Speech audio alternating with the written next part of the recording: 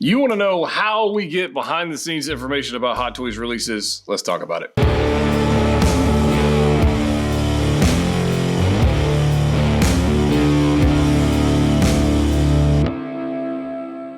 What's up, guys? Ryan with Jet Patrol back. Another video. Today, a question and answer video for you guys. I put a post up on Instagram and also in the Facebook group. So if you haven't followed me on Instagram, it's at Jetta Patrol. And if you haven't followed me on Facebook, join Jetta's Patrol. Oh, there's a group there. We have all kinds of people sharing their collections, poses, complaints, praises, all that kind of fun stuff going on. I try to keep the complaints to a minimum. We try to, but it's collecting. People, do what they do. Let's get into this. I've got a list of questions here from you guys. The first one up from Christian, lighting and camera, fire emoji. Now, I'm not sure that's an actual question. Are you asking, like, do they exist? Are you asking, like, which ones I use? I'm going to assume that one, so let's get into this. I have a plethora of cameras I've collected over the years, and to be honest with you, the best camera you have is the one you have access to. But what I use currently, I'm recording on a Canon EOS R, and also, I actually have another camera here just as a backup camera, Canon EOS M50. That's the Mark 1. I actually want the Mark 2 just as another camera to add on, but I just haven't picked one up. This is the Mark 1, which I think you can get for like 400 bucks. The EOS R, a little bit more expensive, the R5, and now they have the R6. That's a whole different thing. If you want to get into DSLRs, you want to get into mirrorless, I would recommend mirrorless myself.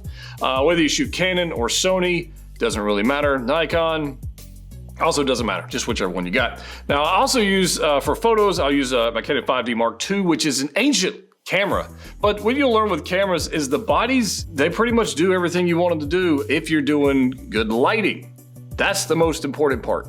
If I had to make a recommendation for lighting, I would go with something simple. If I had to go with something simple and inexpensive, the Godox SL160, I think, is probably, or SW60 or something like that. It's stupid cheap. You can get those and you get a softbox. Or if you want to get really, really simple, you can get something like an Aperture M9 or MC, little LED lights.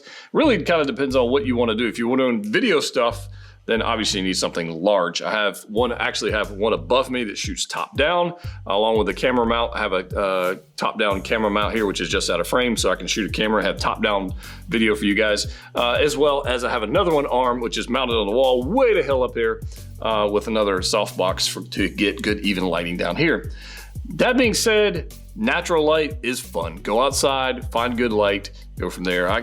We can't do a whole photography course right here, but as far as camera equipment goes, that's what I'm currently using. As you guys know, I've been getting into 3D printing a lot. I've been doing it over the past year, and I have acquired a new printer, which allowed me to print this. This is my custom clone pilot helmet, and yes, I am printing the entire armor. It's gonna be awesome. I've already got most of it printed. I've got belts, I got a holster and blaster to print, but I've got chest armor and shoulder armor. I got a whole thing going on, so that's a project. And it will be on display when you guys eventually see, my collection room. You will see what I've been working on, but it's not ready yet. It's not there. But if I had to make a recommendation, I would go with Bamboo Labs, either the P1S, which if I was buying my first printer, that would be the one I would buy, the P1S. If you want to spend a little bit more dough, the Bamboo Labs X1C or X1 Carbon, I would get that one if you got some extra coin to spend. That one is amazing. That's what I bought a couple months ago. I've been putting into good use, no doubt. So I've got this guy going on. I've got the diorama for Death Star diorama printing. I've got all kinds of stuff going on. I would recommend that. Now, the reason being, I'm not sponsored by them. They haven't paid me a dime, haven't done any of this. I just like the products. It's like when you get your iPhone and you get your Mac and they just work. Like, that's the Bamboo Lab atmosphere, I guess we want to call it. Ecosystem is the word I was looking for. It just works, and fixing parts is easy. It's just simple, so I would do that.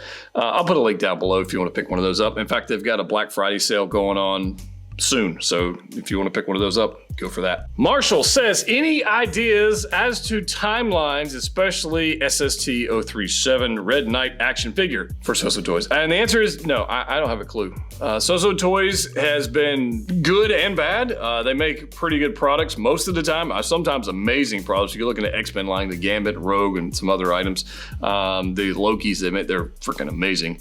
But sometimes they're hit and miss on head sculpts. Sometimes they're hit and miss on timelines. In fact, a lot of the times missing on timelines. And that has to do with whatever manufacturing process they got going on. I don't know. I hope they speed things up a little bit because they make good stuff. And the prices are reasonable. I like that. So good price, good figures. Sometimes you don't get the speed. And unfortunately, that's just part of that. But I wish I had more answers for you on that one. Unfortunately, I do not. Thomas Lara, I'm not sure. It's like, I'm not sure how you say that. But anyways, I'm gonna butcher some names in here. How do y'all get your leaks? Okay, well, here's a story on leaks. It has been in the past. And there was a time I'll do a 6-scale news and I would say, hey, look, this figure's coming next, this figure's coming next, and it would be hauntingly accurate. Like, pretty damn good. And then there's times where you're going, damn, that was just wrong. Here's the thing about leaks, guys. Sometimes you have people and you know people. And I can't call them out because you can't call out your sources, you can't do that. But I have had sources inside the belly of the beast at times. And there are times when I'm willing to share said information about what's coming out, and there's times when I'm not. Now, others may have similar connections, or you've got people who live in Hong Kong who are near Secret Base and near all the places, and they're talking with people who work there, and they get little information about that. And the fact is, it's a hit and miss. It just is what it is. So I would say take it with a grain of salt. I would take that. There's time. I remember when the Boba Fett 2-pack was announced. I remember knowing that we were going to get 2 Fetts. Probably 2 weeks ahead of that. Probably 2 weeks ahead of that. I knew we were going to get 2 Fetts. Now here's the thing. I didn't know it was going to be a 2-pack Fett. I didn't know which version of Fett. Didn't know that. I knew there were going to be 2 Boba Fetts. That's all I knew. So in the end, the information is really irrelevant. It really doesn't matter. And all it is drab hype and obviously clickbait. That's a thing. But at the end of the day, when Hot Toys decides to announce something, that's the only time that actually matters. It really, and not only that, if they were announcing something and releasing it the next day and you had a little advance notice about that and you were ahead of the game on that one, I could see it maybe mattering slightly more. But something that's announced and then you have to wait 1.5 years for it, it doesn't freaking matter. It doesn't matter. So I don't give it much. That's why I don't spend a whole lot of time on it anymore. Because honestly, at the end of the day, it gets announced when it gets announced. It gets pre-ordered when it gets pre-ordered, and it freaking arrives when it arrives. That's about it. As far as, this figure's going to be releasing next, this figure's going to be releasing next. Who cares? I'll put it that way. That's my thoughts on it anyways. Who cares? All right. Ordered. I don't know how you're supposed to say that name anyways. How do you picture your collection when complete? Well, here's the answer. Never. It's never complete. But I do have a vision for my particular space. Now, this space that I'm in now is obviously quite a bit different than my other space because I painted that one black on the ceiling and black on the walls, and it was freaking sweet until 30 days after finishing it, we decided to move houses. So there's that. But this new space here, I'm in the country, it's a farmhouse. I really don't want an all black room. That's not my vision for this space. However, I really do miss that. As far as the collection looks like, it's kind of going down from, I've made this statement many times. I'm not a fan of cluttered displays. I don't like them. Personally, I don't want one. In fact, this wall behind me that you see, there's probably, 30 or 40 figures up there. It drives me nuts. They're way too close together. I don't like it. I'm gonna be changing that and do some other things. At the end of the day, it's all personal preference. But for me, I want let's call it a museum-esque display where I'm highlighting the qualities of said item, whether it's a cool helmet that I made myself, whether it's a rare collectible, whether it's a 6-scale figure or core scale or life-size figure. We'll see. Whatever it is, I want to showcase it in that way. So I think the display itself is more important than the item or the volume of items that you're displaying. So you can have cool stuff, but if it's all crowded and clumped and looks like a hoarder, it's not as cool, in my opinion. CB the Collector says, hey Ryan, just curious, but after all the videos where you say you'll buy multiples of figures, how often do you do? I think you do that. What are they for? And do you often have pieces break that use spares? I've been tempted on multiple figures, forgetting to actually push them. like Spidey, but want to know the reality. So I will sometimes say, hey, look, this figure is sometimes I would buy 2 of, or I'll buy multiples of. Now, if we're talking clone troopers, I think you all know the answer to that. I army build the hell out of clone troopers, but there are times where I'll buy multiples of the same figure. For example, Jesse.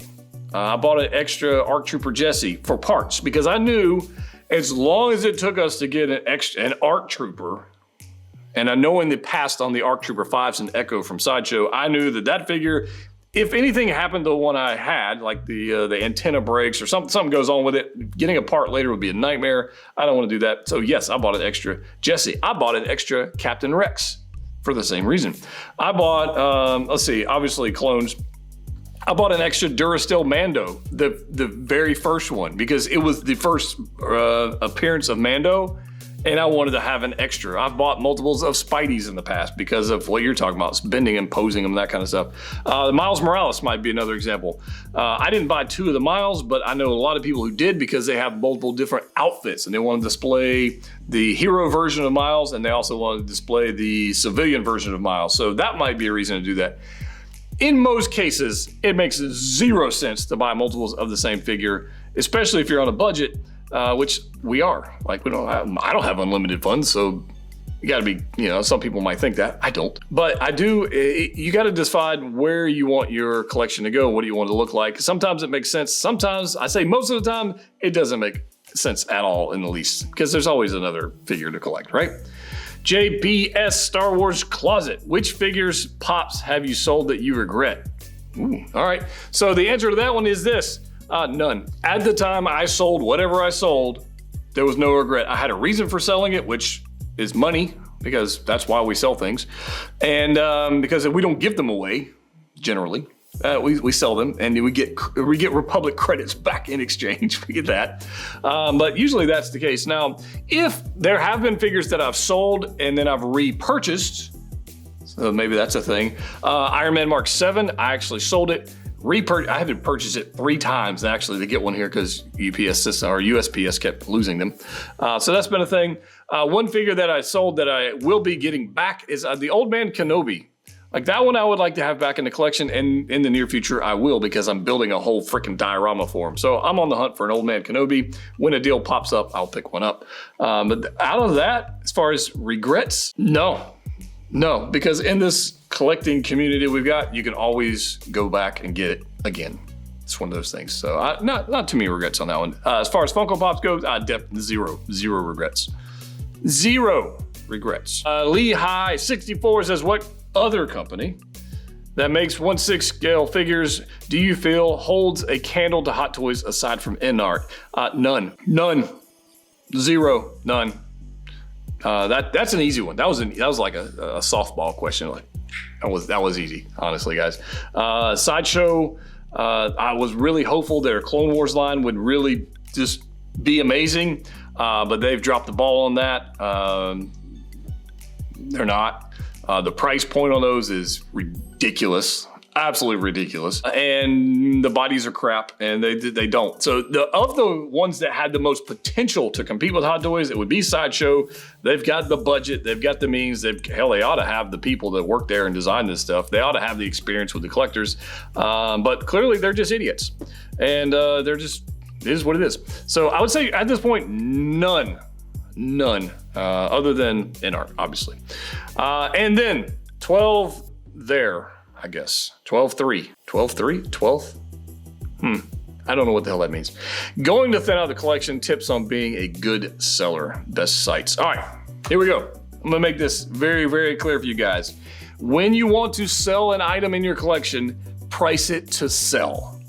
Don't price it to keep, price it to sell. That's it. If you've got something that's going for example, $200 on eBay, sold listings, not I want to, but sold listings at $200 on eBay. For just random example, I would sell it for 150 bucks. and I'd get it gone. I would price it under whatever the going rate is and get it gone. I've seen too many times people put stuff up for sale and they just keep it forever and ever and ever. And by the time they actually find the sale, the price has gone down more and you're out of luck. It just doesn't make any sense. So if you want to sell something, price it to sell, get it gone, move on to the next collectible. Squabbling or quibbling over $10 or $20 here or there when we're talking about several $100 figures, not worth it. For me, it's not worth the headache. It's not worth the time. I just don't want to mess with it. I just want to be gone with it. All right. So let's say I've got an Iron Man that's $400, right? And that's the going rate.